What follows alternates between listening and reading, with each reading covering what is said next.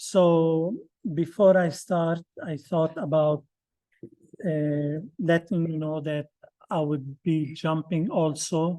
In the middle of the story of Joseph, there is the story of Yehuda and Tamar. I would be skipping this because it has nothing really to do. Well, it does in certain way, but it will take too long.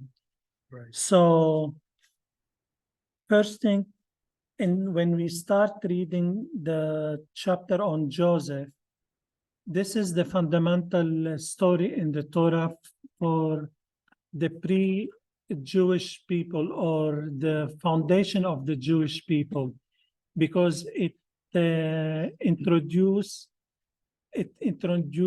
the next step for the Jewish people when they come out of Egypt and the Exodus, and Moses come and liberate his own people.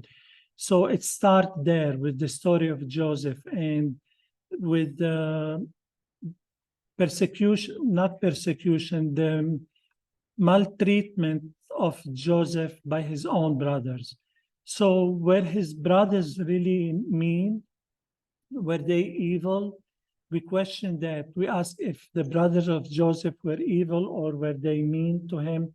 Yes, they were, but were they aware of it?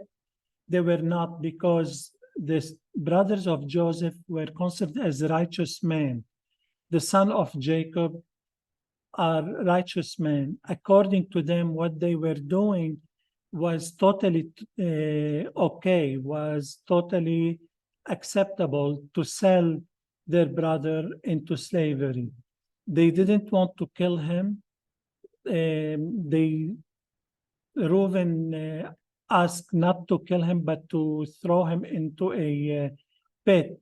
And then when they throw them in the pit, Reuben left. He wasn't there. He didn't take part of the meal that they made. They sit down and they start eating after they threw their brother in the pit.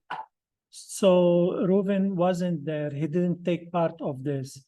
Then when decided on throwing him in a pit full of snakes, Yehuda came and said, we don't need to throw him in the pit full of snakes and scorpions. We can just sell him and make some money.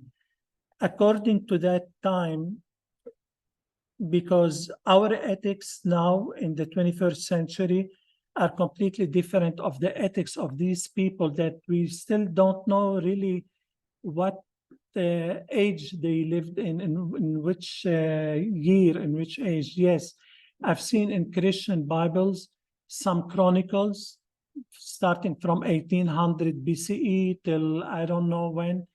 But it's the same dilemma with when you read the Iliad and the Odyssey of Homerus. They say the Iliad and Homerus were 800 years BCE, but that's the oldest copy that we have. And the tradition of the Iliad and the Odyssey is far, far older than that. The same with this story of Joseph. It's far, far older than what we think it is. So the ethics were different than our ethics, selling their brother to slavery. It was, there are many people who were very high levels in the society end up being slaves, especially during the Roman Empire and etc. So when we start reading this story, it tells these are the generations of Yaakov, Yosef, and it mentioned Yaakov and Yosef immediately after him. And the question here is why it mentioned Yosef right after Yaakov. Was Yosef equal to his father? Was he lower in status than his father or higher than Jacob? We all know that Jacob was higher than Yosef, but when we read the Midrash, we're surprised. It's no, it's they were equal to each other. There was parallelism between the two of them. And for example, Esau planned to kill Yaakov. The brothers of Joseph wanted to kill Joseph too. Yaakov's mother was barren, Rachel. Rebecca. Joseph's mother was barren too. Yaakov was born circumcised according to the Midrash, and Joseph too was born circumcised. Yaakov's mother had a difficult childbirth, as did Joseph's mother. Angel came to Yaakov, and angels came to Joseph too. Especially, we'll see in 2 occasions, the angels came to Joseph. And the last one, a dream brought good fortune to Yaakov when he slept and he saw the ladders and angels coming down and up. The same thing, a dream brought fortune to Joseph likewise. So the angels came to Joseph in 2 occasions. When Joseph was looking for his brother, when he was sent by Yaakov to look for his brother, the angel came to him and asked him, it was Gabriel, what are you looking for? And he said, I'm looking for my brother. He said, they're no longer here, and he followed them. The second time is when Joseph was in the court being prosecuted by the Egyptian law. Gabriel was there, and we will get to it and explain it more. The next question, why, if Joseph knew that his brother were so mean to him and want to kill him, and they were so jealous of him, why did he keep telling his dreams to them? Like, he knew they hated him, and it was like he was bugging them or pushing them to do something wrong to him. There are different, according to our sages, there was different interpretation for that. First, according to Sforno, he was young and immature to notice he was inflaming them. According to Chizkuni, he thought he could convince his brothers his imminence was divinely decreed, so they would stop disliking him. Another one, for Or HaChaim, he thought he could show them it was unwise to hate them. And the last one, from Vilna Gaon, Joseph understood the dreams to be prophecies, and a prophet is forbidden to conceal what he must retell or reveal to others. So for this reason, Joseph used to go every time after dream and tell his brothers about his dreams. And I move to the next part. Why in the Torah it said, would you reign over us, and not would you rule us? The brothers, when they were talking to Joseph about his dream, they told him, would you reign over us? In classic Hebrew, to reign is to be a king with the consent of his people, but to rule is to be a king against their will. And that's according to Ibn Ezra. So they told him, would you reign over us? So would you be expecting our consent, to give you our consent? And you are our youngest brother, or, well, Benjamin is the youngest, but you are our younger brother. And do you expect our consent to rule over us?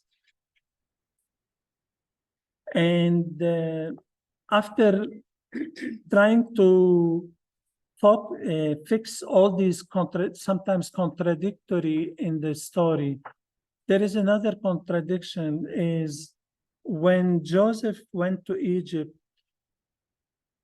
and Pharaoh saw in his dream what he saw, the cows and the ear of corns, and he declared Joseph his second, and no one above Joseph except Pharaoh himself. He gave a wife to Joseph, Asenath. And Asenath, she's the daughter of Potiphar. Potiphar is the chamberlain for the cooks, and he was the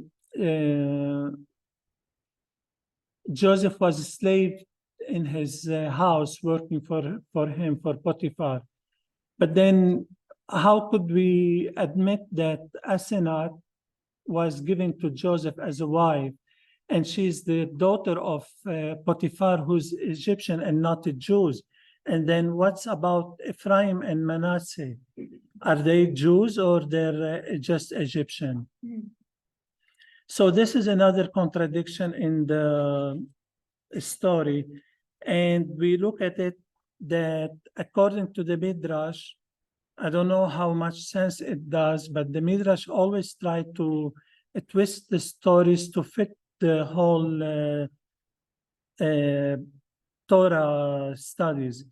And Asenath was actually, according to the Midrash, the daughter of Dinah. And if you remember, Dinah was raped by Shechem, and she was pregnant by Shechem. So she gave birth to a girl. Her name later on was Asenath. And Asenath used to be very afraid of her people, that they would look down at her. She was born in a rape relationship, and nobody liked her. So according to the Midrash, Yaakov put a necklace on her, and he said, whoever finds this daughter, she's this girl, she's Yaakov's daughter, and sent her down to Egypt. And when she was sent down to Egypt, Potiphar, he bought her as a slave. And then later on, he adopted her, and she became his own daughter. And she was actually the daughter of Dinah. When Joseph married her, she actually married a Jewish woman. So no question about the Jewishness of Ephraim and Manasseh. And another thing, when Dinah was raped by Shechem, and she wanted to come, her brother Simon wanted her to come back to the family. She refused. She said, I can't go back to the family now. I've been raped by Shechem. I have to stay with my husband. He's my husband now, and who's gonna marry me after Shechem? No one would marry me. Then Simon, according to the Midrash, said, I'll marry you. Okay, she's his sister. And we'll be like, what's going on? And this is also another contradiction in the story. According to the Midrash, for that time, for that specific time, which we don't know what year, we can say in 1800 or 1700 BC or whatever BC. So it was okay for a brother to marry his half-sister from another mother. So Dinah is the daughter of Jacob. Shimon was the son of Jacob too, but from different mother than Dinah. For that ethics of that time, it was okay to marry a half-sister. Now, did the brother have any guilt for selling their brothers? Actually, they didn't have any guilt, and that's why after they sold their brother, Joseph, they sat down and they ate. And unfortunately, in the future time, they had to pay for that, their generation. And that's why in Judaism, there is this belief that people would get punished for 7 generations. Your son and son of sons and grandsons. And what happened is this will return back to them when their descendants were thrown in a pit and the king and Haman sat down to eat and drink. And that's mentioned in Esther chapter 3:15. And a just question for you, like, do you know how long was Joseph viceroy of Egypt, or the second of Egypt? The second per I'm gonna guess 7 years. 7 years. You're too far. Okay. I thought it was a theme. He ruled Egypt as the viceroy of Egypt for 80 years. 80, yes. And he lived for 110 years. And his father, Yaakov, he mourned him for 22 years. He mourned his son. He thought that his son was dead, and his son was too close to him in Egypt. And Egypt and Canaan too close to each other, but Jacob didn't know, and he mourned him for 22 years. How many times was Joseph sold? How many times do you think was sold? From how many? I think you're, yes, we can say 3 or 2. Yeah, he was, according to the Midrash, he was sold around 5 times for only 20 pieces of silver.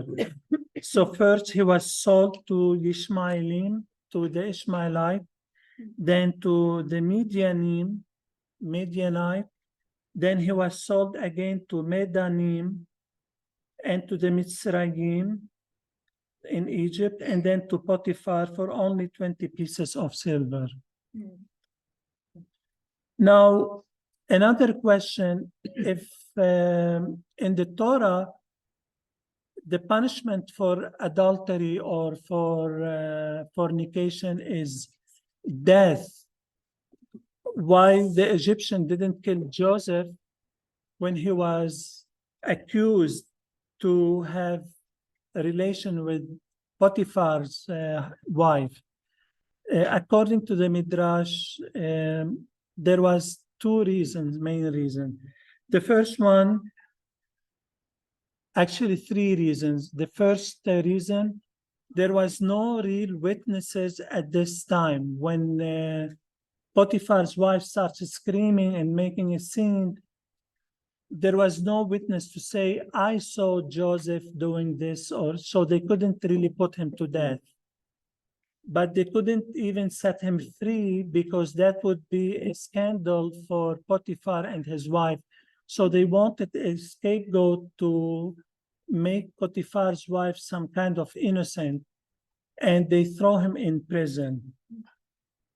The second reason, because Asenat, the daughter of Potiphar, adopted daughter, she told her father, she swore to her deities that it wasn't Joseph, but it was her mother who tried to seduce Joseph. But the third reason, which is according to the Midrashim, and this more traditional, is that Gabriel, he was there, and he was sitting there as a nobleman. And he told the jury, well, let's see, if her cloth is torn, that means Joseph tried on her. If his clothes were torn, then it was her who tried on him.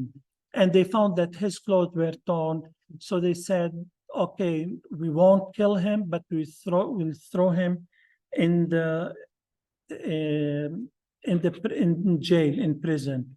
But did they really throw him in an underground prison, as people would think, or as we see in Hollywood movies? No, because Joseph was considered the chamberlain of Potiphar. So he was thrown in a jail for noble people and noblemen. And that's where he met the chamberlain for bakers and the chamberlains of the cooks. And he had their dreams interpreted. And question here, I think Devorah knows it because she asked us about it last year. For how long the Israelites stayed in Egypt? For how long? 400 years. 400 years, but according to the sages, 210 years. Okay. Why would it, I wanted you to keep going, but I've just gotta ask, why would the sages have said it was shorter? Are you gonna get to that? No, actually, It was just it was just an information in the Midrash Yes, that that's I what was. Fida Dakroub said for. There you go. Yeah. Actually, I remember Googling that. It clearly, if you go to various sources. that's what- Well, I guess it's my job, I'll find out. Yes, I've always No, heard did you say before that one of the similarities between Joseph and Jacob, they both were born circumcised? Was that what you said? yes, according to the Is that the Midrash. definition of circumcision? I mean, it sounds very, but in ancient times, there were always these, like, if people were special people, Yes, often they had a special birth story of some kind, and I think Yes. that might be a reflection. yes, And the idea that they were born already fully in the covenant and didn't need to be Yes. brought into the But that's a covenant. midrash. Yeah, I mean, look, This stuff up. right, it's not, I mean, it's not Torah, it's Midrash. It's symbolic of the fact that they're elevating them to a point Sure, of sure. being fully in the. covenant. Infancy, the infancy stories of great people. Yeah. Always. They're always great. No, they're wonderful stories. Okay, Fida, do you have more? Because we could, we're going to, Yes. I want you to. yes, so just quickly, Jacob lived in Egypt for 17 years before he passed away. And he lived a total of 147 years. And Joseph lived for 110. And then there is this symbolic numbers, 12, 70, and 600,000. Does anyone want to comment on it? The 12, the 70, and the 600,000. The 12s are the sons of Jacob, The tribes. the tribes, yes. The 70 is Jacob's family when they went down to Egypt. There were 70 people all total, men and women and kids. The 600,000 are the Jews when they gathered at Mount Sinai, when the Torah was given to Moses and to them. And another little information, Joseph, when he lived in Egypt, he wasn't called Joseph. His name was Sephanat Paneach. That's his Egyptian name. Sephanat Paneach. What does that mean? Do you know? What does that mean in Egyptian? Yeah, sounds like. No meaning. But it's- It's not Hebrew. Maybe they have some. similarities. Yeah. And just for a question, Anita asked me about it in the car. Why did Joseph insisted on bringing Benjamin down to Egypt when he met his brothers and he didn't really reveal himself? He did that because he wanted the dream to become true. He saw in his dream at the beginning of the story that 11 stars and the moon and the sun, you mentioned that in the service, were bowing for him. If Benjamin didn't come down to Egypt and stayed in Canaan, the dream won't become true. So that's why Joseph insisted on bringing Benjamin down to Egypt. Your brother. Yeah, he was the Yes. youngest. The but Joseph youngest. was the second. And in French language, when you say, the cadet, when you say about the cadet, the youngest when you say my Benjamin, that means your younger brother. They use it until now Yeah. in French language. So I think I'm done with that. If anyone have question or comment or wanna, I just have to say that there's a couple of them that I think are like, oh, this makes sense. This is plausible. But the one that I'm just really like, push back on is the idea that they had to somehow justify that his children were Jewish, and so his wife had to be of matrilineal descent, and then the children could be. It's ridiculous because during that time, that wasn't even a thing. So the rabbis are trying to justify their Yes. own halakhic biases for modern rabbinic times yes, in Torah, and it's absurd. So I get irritated with that. I mean, I find it interesting that the rabbis are so like, To make it legitimate. to make it legitimate, because they're trying to tell their people, you are only Jewish if your mother was Jewish and your mother's mother was Jewish. Exactly. But then were his children who were descended, who were who people who were ended up leaving Egypt. It would call into question the Jewishness of the entire Jewish people. And this is the rape Yes. story. And this is the rape They story. tie a rape story in to make it legitimate. Right. Yeah. Right. So that's, I find it fascinating, and I just want to point it out, because that is what the Yes. rabbis are trying to do. They're terrified by a story like this, because it calls into question their halakhic yes. definition of what a Jew is. Yes, and to confirm your point, I read somewhere in another Midrash that Asenat wasn't really the daughter of Dinah and etc. She was the daughter of Potiphar, and Joseph converted her to Judaism. He taught her, yeah, he taught her the Torah and the Halacha and etc. And he converted her. Okay, so Even then though, they had this matrilineal descent again. yeah, even though the Torah wasn't given at that time yet. So, Today would say, was Joseph a narcissist? Oh. It's always. Because after you mentioned stuff about him, the dreams, the first thing that hit me is, maybe he is. It was a nurse. Maybe Joseph was a narcissist. Actually, I have another DSM for him. And this came just recently, it's not original with me, I don't remember where I heard something like this, but Joseph was a very high functioning Yeah. autistic. ASD. I mean, that's why, On the spectrum. why would this stupid kid tell his mother and father, not alone his brothers, his mother and father, I had this dream in which you were bowing down, because he doesn't know, because as a high functioning autistic, you just tell. And why wouldn't he have known that Potiphar had the hots for him? Because that wasn't on his radar. Plus, the dream interpretation was a skill. And That's on right. the skill spectrum, these A people have talent. certain talent. That's right. That's his talent. I could see some rabbi writing a whole midrash Right. about. No the doubt a autism, reform. The autistic spectrum of the character. It's all Yeah. about that. It's Yeah, always. it's always- It's a but it's I mean, Joseph's a fascinating. Yeah. Correct me if I'm Your if I'm best names wrong, do. but is this about the story after Dina was raped? Didn't he want to marry her, and didn't his whole village agree to convert, and didn't they circumcise themselves? And then Yes. they were murdered when they by were in a Shimon and weakened Levi, state yes. by Dina's brothers? Yeah, Shimon and Levi.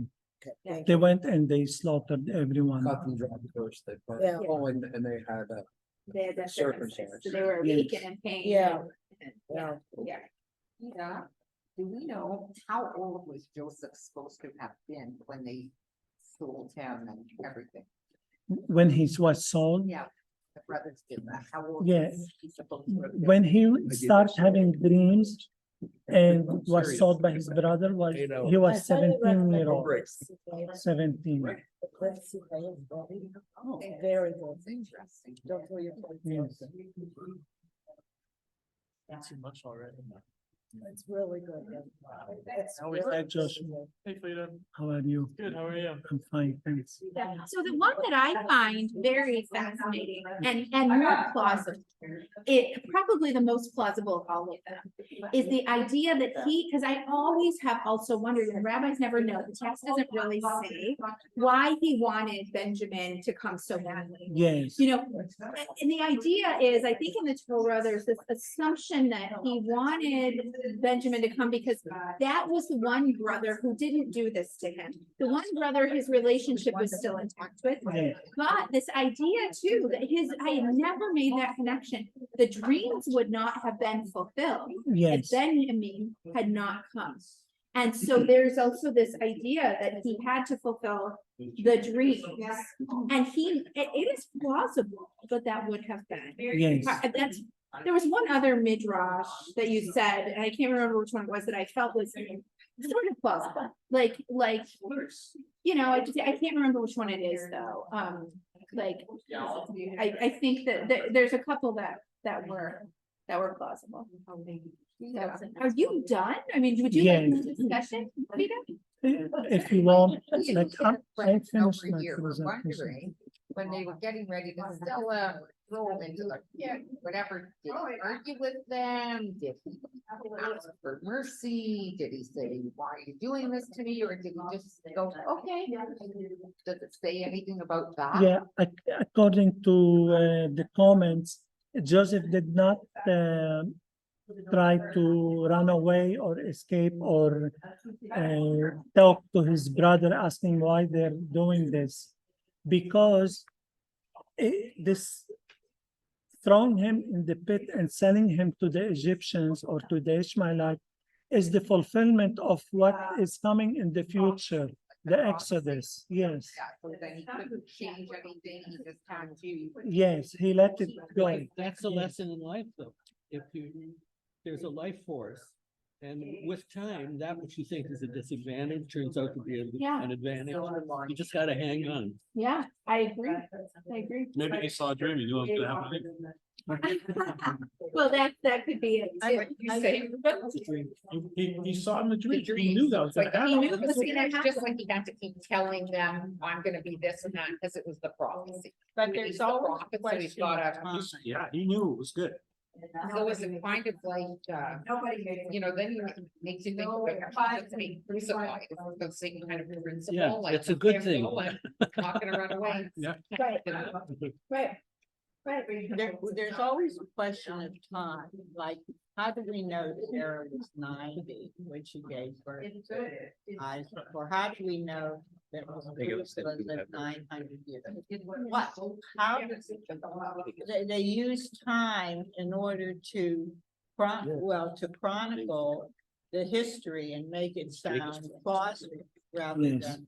I think that there's. That's the so- beginning of the Yeah, explanation. every time you mention years or something, it isn't really true. I mean, well, No. it's stuff in Torah you can look at. For example, the exit from Mitzrayim to Sinai and Yeah, we can actually, you can chart that, and also the arrival when they finally arrive in the promised land. They Yeah. can really actually through the text. Yeah. Pretty accurately kind of get an idea, Timeline. a timeline of it, but like this seems fairly arbitrary, like Yes. 200, what did you say, 291 years or something? of the sages? Jacob lived 147 years. Yeah. Well, but that's in Torah, Yes, right. yeah, but the other thing, Well, the thing about. Jacob's- Jacob's age. Yeah. One said 210, the other one said 110 is his age, and the other one said 2. No, that was how long they were in Egypt. No. 420 years. Yeah. the 210 years. Oh, yeah. Right. 200. So the Yes. sages are saying Jacob was 210 or Joseph was 210. No, they say Joseph lived total 210. 110, 110. 110. But his father lived 147. The text 47. Says that. Yes, So what's also interesting though, and I don't know if you know anything about this, is if you look at the timeline of Torah, yes, you have the most ancient people in Torah living kind of the longest. I mean, it's not an actual line, but it's a very clear pattern of Yes. the decline of time, like life expectancy, if you will. So it's interesting that he lived less long than his father. But I was also looking something up because Zachary Paisner, his bar mitzvah is coming up, and he's at the end of the story of Joseph, where it says, Oh, wow. and Jacob lived 147 years in Yes. his parsha. So what's interesting about this is that there is also, from what I was reading, because he said, why did he live 147 years, and why did some of these people live so long? And why did Joseph live less long? And it could be something people, there's Midrashim. I don't know if you know more, though. That's what I'm asking. Is that there's some Midrashim that have to do with the fulfillment of the person's destiny and how long they live. So basically, Yes. if it took longer to fulfill your destiny, you have to live to fulfill your destiny. Oh, that's what those things.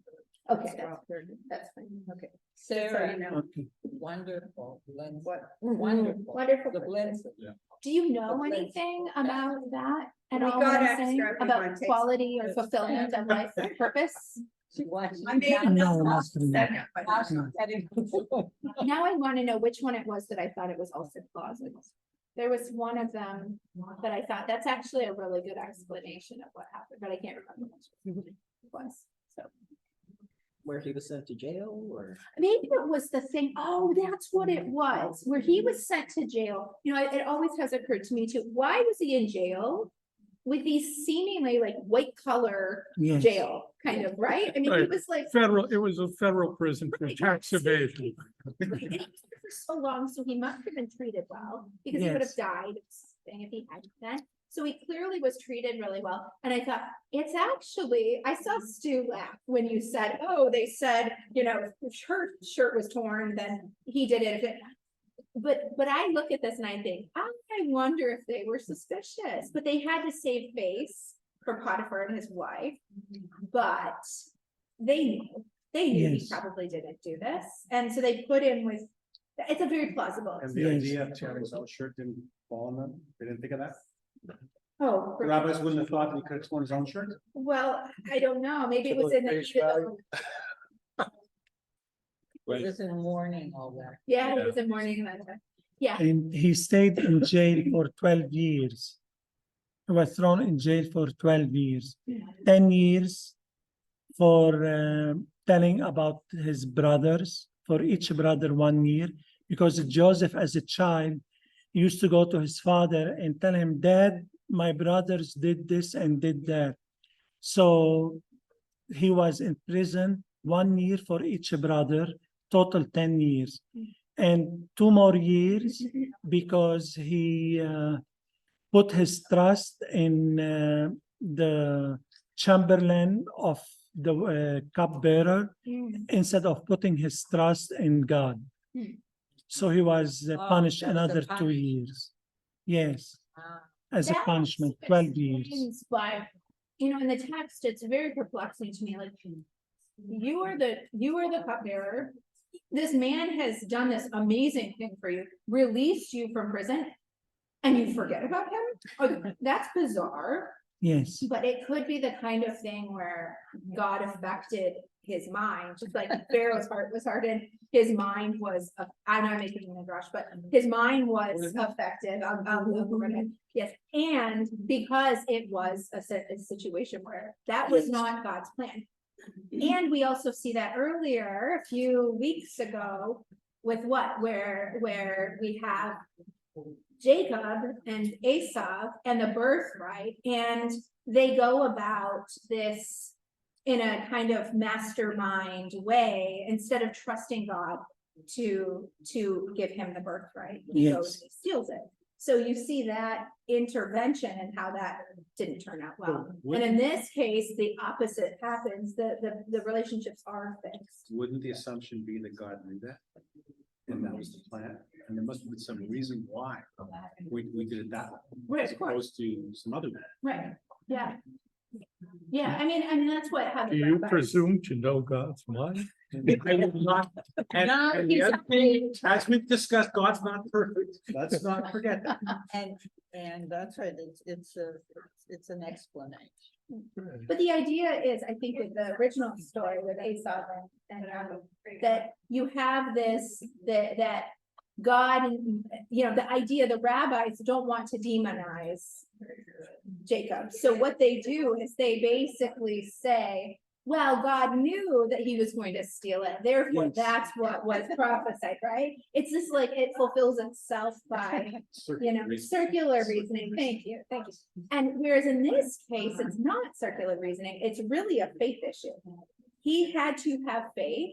The only thing in Midrash that he would have done to fulfill his own prophecy was he made sure Benjamin got there. But he did, Yes. well, and I guess he did go about it in a sneaky way. So he did in that case, but that's Midrash, so I don't, you know. But you know, when you read them, when Audrey goes through and prepares something, and she says, what do you think? It sounds good, and then I get reading, she got the Midrash of the different centuries afterwards, the sages. I'm thinking, boy, if you go out and read every one of these guys, you'd never recognize the passage. Seriously. Well, yeah, But I this was one doing says this, that, and then. and that one I- says this, and then you Oh. get lost in the portion, Yeah. you know. Yeah. No, you Like, gotta yeah. stick with a portion and not Yeah, getting too involved in that, because you, it'll, I mean, 400 years later, someone makes a statement. And I can think, Gunter Plaut, which is not that old, I think he's got commentary. in yeah, the we still Midrash, use yeah. it. Yeah, he has some of the, is some of the most famous. Very Reform- smart man. Yeah, His might be this, is that the one? yes, Is it that the is. clout one? Yeah, Yes, it is. yeah, I mean, so like people still buy that, you can still buy that, I think they still. When you're in strong, you would not believe how that, I just happened to be in the government office down there, blah, blah, blah. That was and- several years ago, that one. Oh, yeah, no, but I mean, they would. It's like Gunter Plaut literally could walk on water, and I'm thinking, well, I know, you know, Jonathan's dad, you know, I know he's produced a lot of, you know, I've read what he's done in that. But they were just an absolute awe, and it's like a privilege to be in, and all kidding aside, you had to wait to get in this congregation, there wasn't enough room. Oh, they had a waiting. All the time, and these are younger people, this is what really surprised me, these are people in their 20s and 30s, you know, that group is not usually too interested in religion.